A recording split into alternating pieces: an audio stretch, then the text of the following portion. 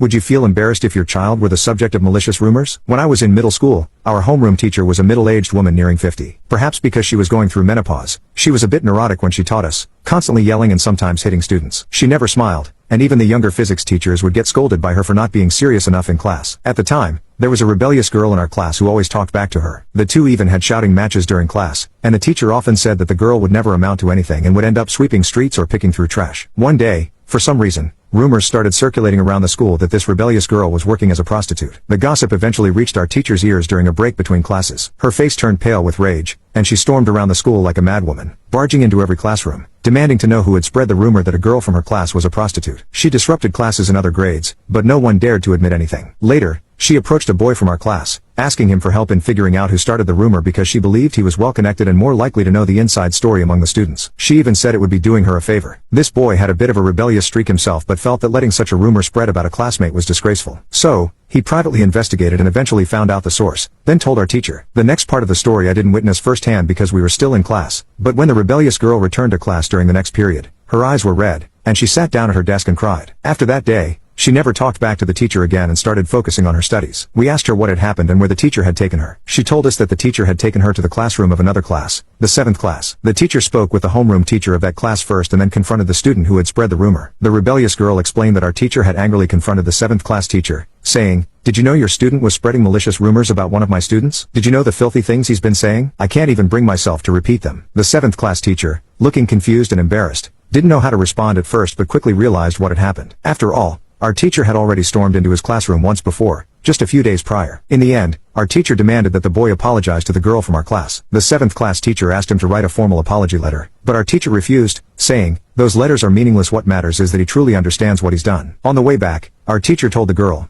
"If anyone ever says anything inappropriate about you again, come tell me, and I'll go deal with them myself." This homeroom teacher, who looked down on the rebellious girl more than anyone else in the class, never once felt ashamed of the girl despite the rumors. Instead, she stood up for her and went after the ones spreading lies. So, how could a child's own parents ever feel ashamed of their own kid?